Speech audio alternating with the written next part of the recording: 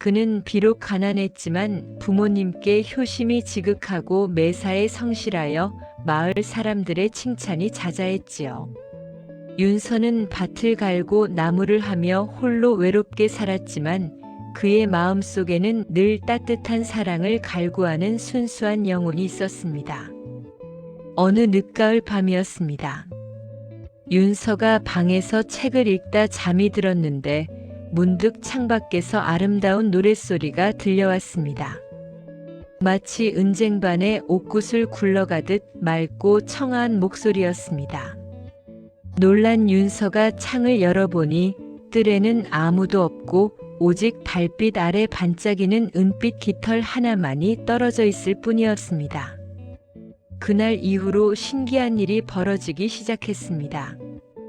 윤서가 밭일을 마치고 돌아오면 텅 비었던 부엌에 따뜻한 밥상이 차려져 있고 헤어졌던 옷은 말끔히 꿰매져 있었으면 어지럽던 집안은 언제나 깨끗하게 정돈되어 있었습니다. 처음에는 이웃의 친절이라 생각했지만 이런 일이 매일 밤 계속되자 윤서는 호기심이 발동했습니다. 대체 누가 밤마다 나를 도와주는 걸까? 윤서는 어느 날 밭일 나가는 척 집을 나섰다가 이내 살금살금 돌아와 처마 밑에 숨어 지켜보았습니다. 한참을 기다리자 한밤중 달빛이 가장 밝게 비추는 시간에 놀라운 광경이 펼쳐졌습니다. 하늘에서 은빛을 반짝이는 커다란 기러기 한 마리가 사뿐히 내려앉는 것이었습니다. 그 기러기는 윤서의 뜰에 발을 딛자마자 눈부신 빛을 내며 아름다운 여인의 모습으로 변했습니다.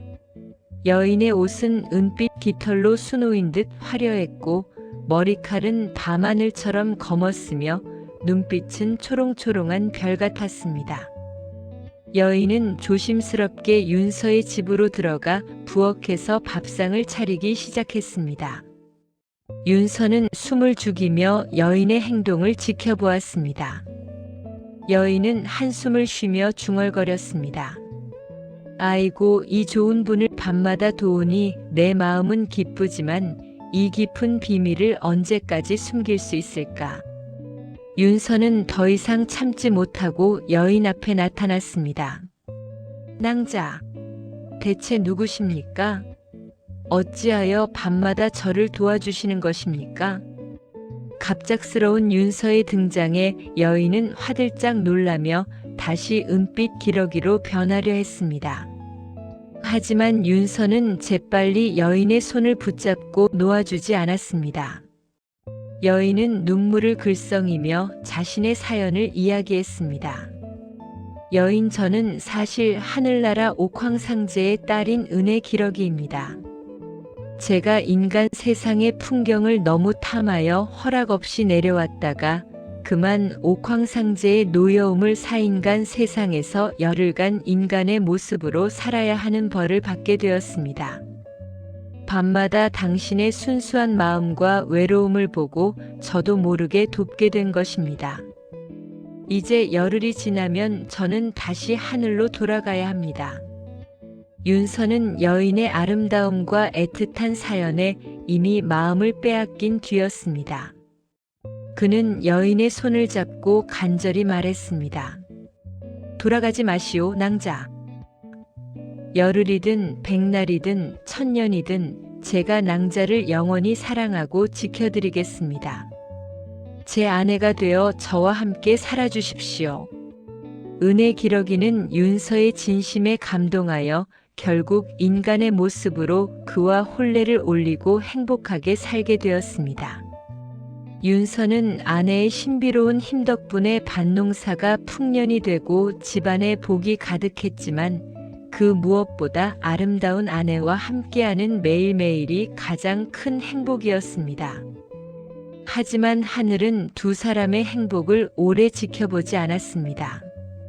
옥황상제의 사자들이 은혜 기러기를 다시 하늘로 데려가기 위해 나타나는데 윤서와 은혜 기러기 여인의 신혼생활은 꿈결처럼 행복했습니다. 여인은 낮에는 정성껏 집안일을 하고 밤에는 윤서와 나란히 앉아 하늘나라의 신비로운 이야기들을 들려주었지요. 하지만 행복이 깊어갈수록 여인의 눈가에는 짙은 그늘이 드리워졌습니다. 하늘의 시간은 인간의 시간보다 훨씬 빨랐고 약속했던 열흘의 벌이 끝나가고 있었기 때문입니다. 서방님, 만약 제가 아주 먼 곳으로 떠나야 한다면 어찌하시겠습니까? 다시는 돌아올 수 없는 저 높은 하늘 위로 말입니다. 낭자, 그게 무슨 말씀이요? 우리가 비록 땅 위에서 가난하게 살아도 내 평생 낭자의 손을 놓지 않겠다 맹세하지 않았소.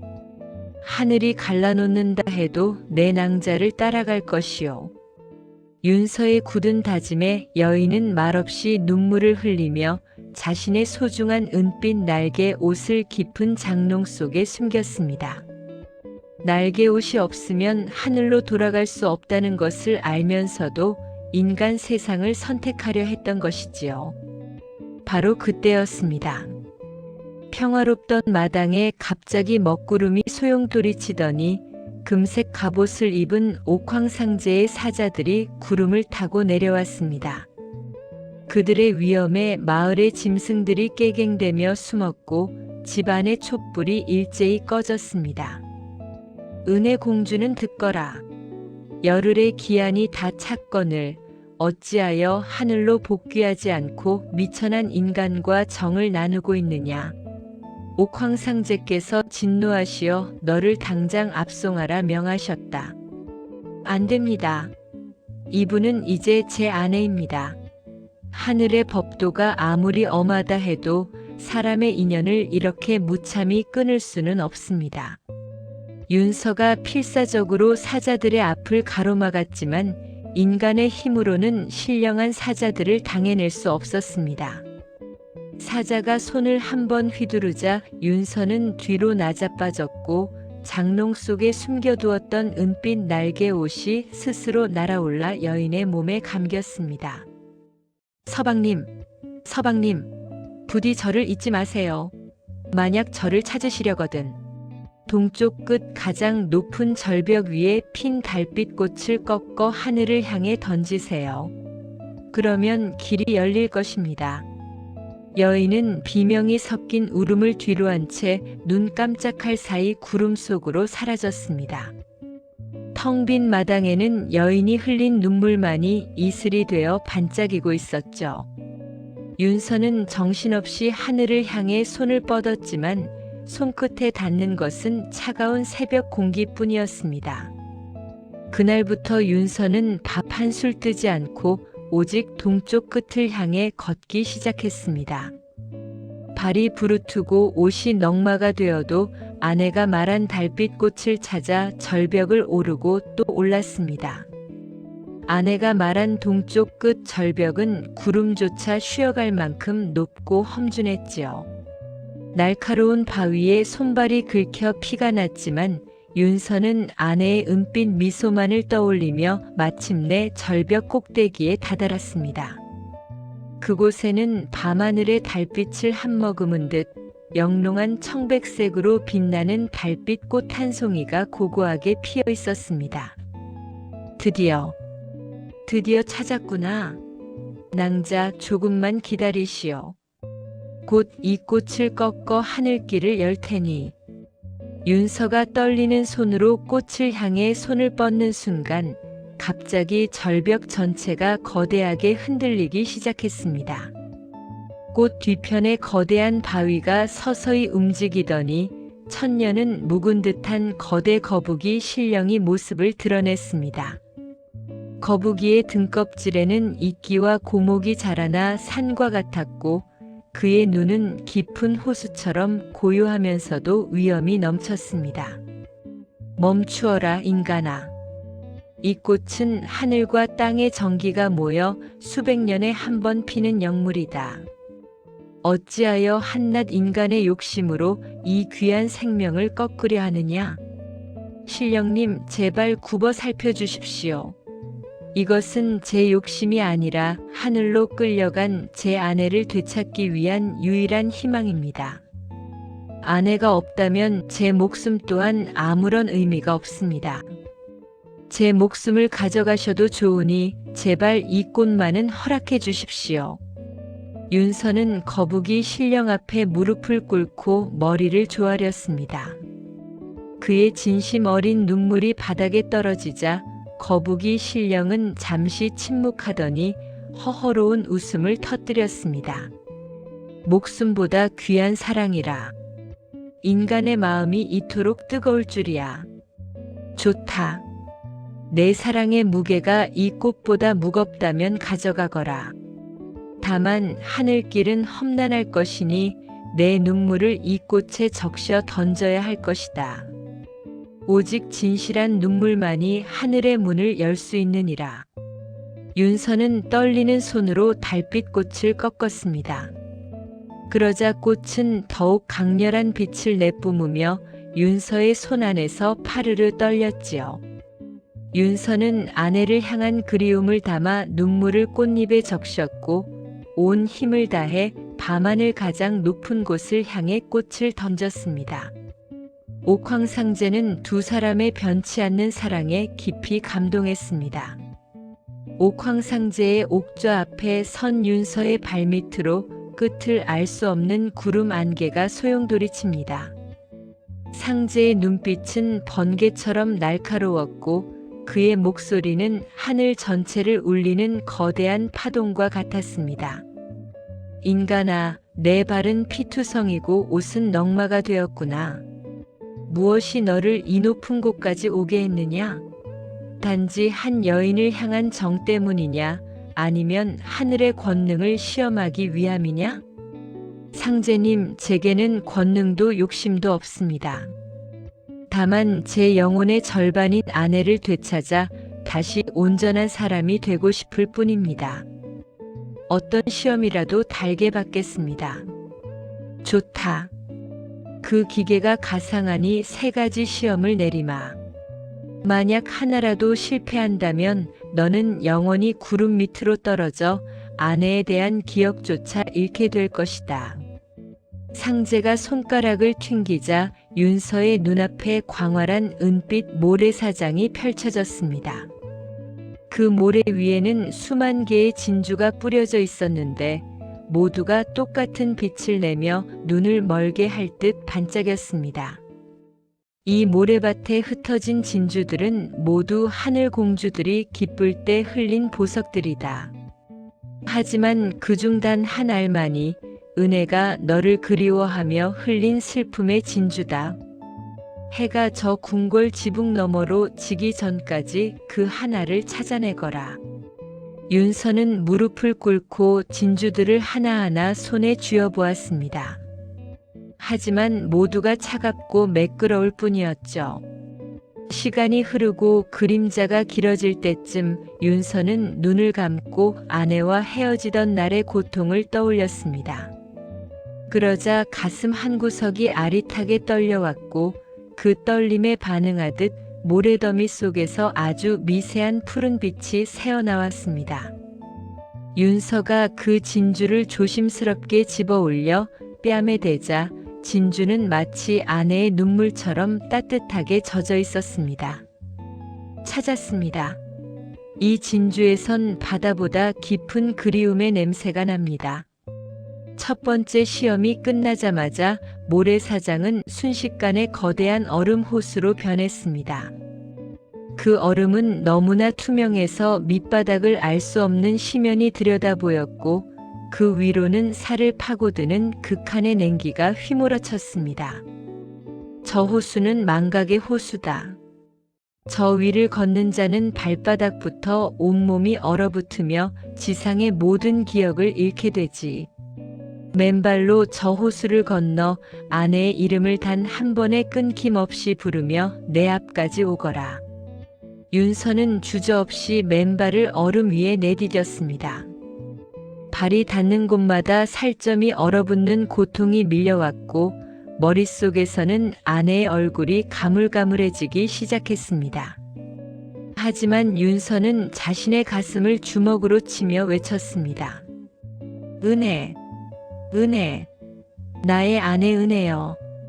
한 걸음, 두 걸음. 윤서가 내디딘 발자국마다 붉은 핏방울이 맺혔지만 그 핏방울은 얼음 위에서 붉은 꽃으로 피어났습니다. 고통을 이겨낸 사랑의 열기가 망각의 냉기를 녹여버린 것입니다.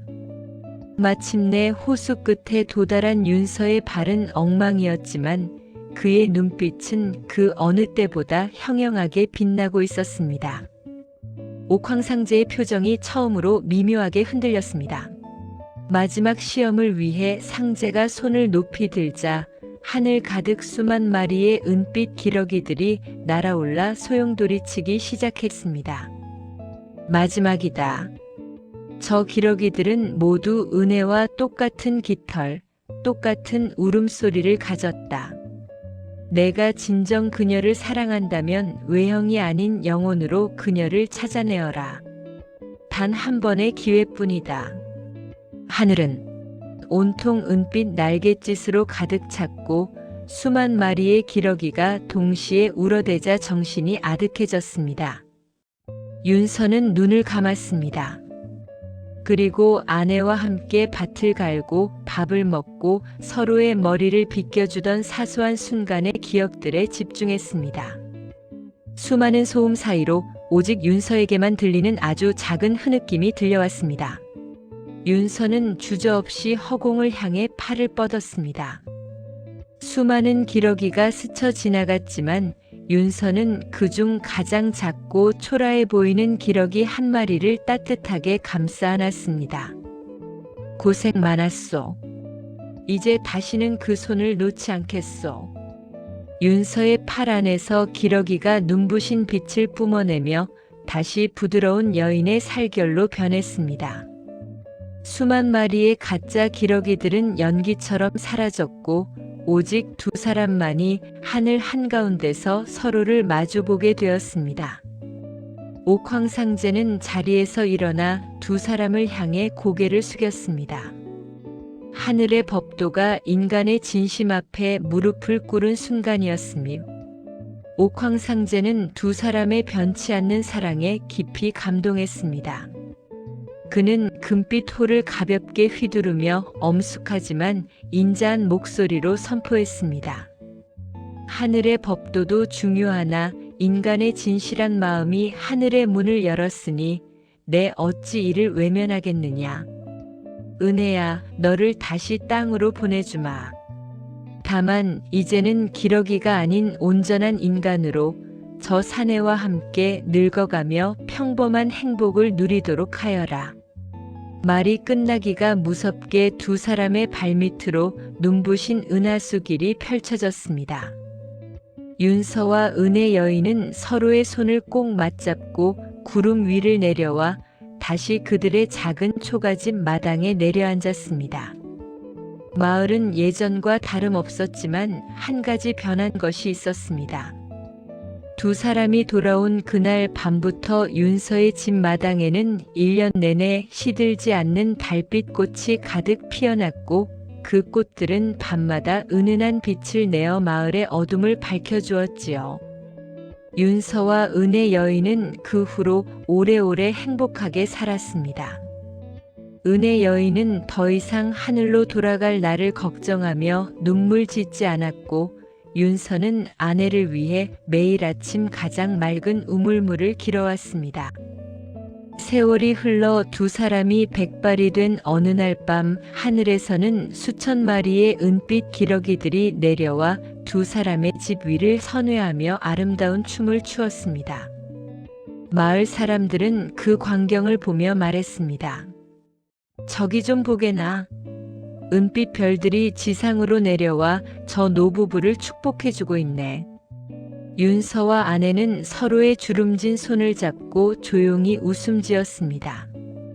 그들의 사랑은 달빛꽃의 향기가 되어 대대손손 마을에 전해졌고 지금도 여우비가 내리거나 달이 유난히 밝은 밤이면 사람들은 은빛 기러기의 전설을 떠올리며 진실한 사랑의 의미를 되새기곤 한답니다.